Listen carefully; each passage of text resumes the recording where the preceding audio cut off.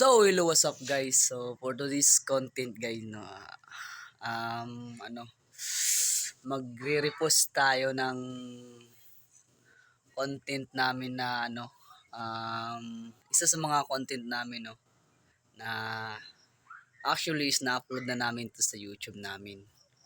So, ngayon is i-upload ko lang ulit guys kasi na-miss ko na yung content namin eh.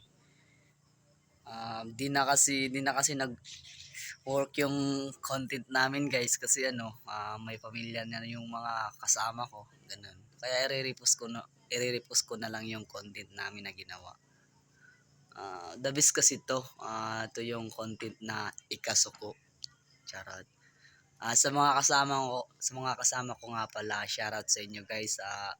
Kung mapanood mo to, sana wag kayong magalit, charot. I-repost ko lang guys, no. So tara, samahan niyo akong manood. Let's go.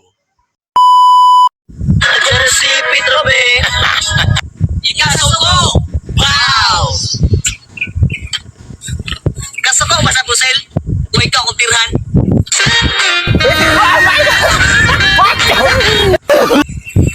Ikasuko mas bangko. Ug sa ako kamuhingkod.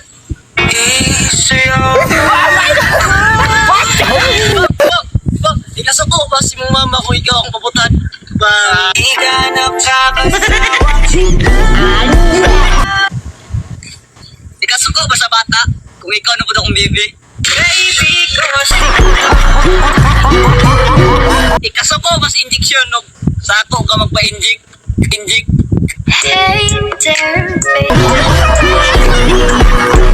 Ikasuko ba sa bibiron kung ikaw na po akong supsupon?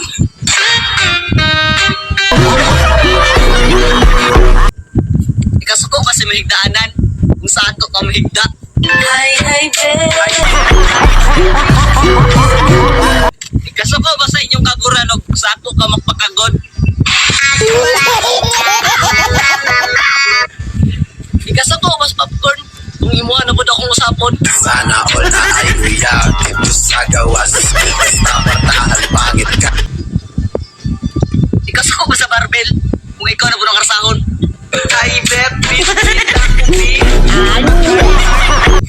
ikasuko ba sa mong silingan o ilang manok akong sudanon? Ikasuko ba sa lamok kung ikaw na po akong pakon? Pwede bang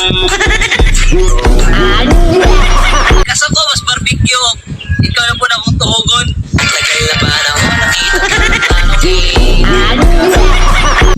ikasuko sa botilya kung imuha na po akong bukon? Salamat dumating ka sa akin sa taon na to. Salamat dumating sa akin. Stop! Ay, scroll. Stay magkikasaya ha. Sa gibinuhangan na ka. Pero ang Ginoo, ni-stay yapon sa tuha. Isa makasasala ka. Busa, pagbago na. Samtang may kinabuhi pa.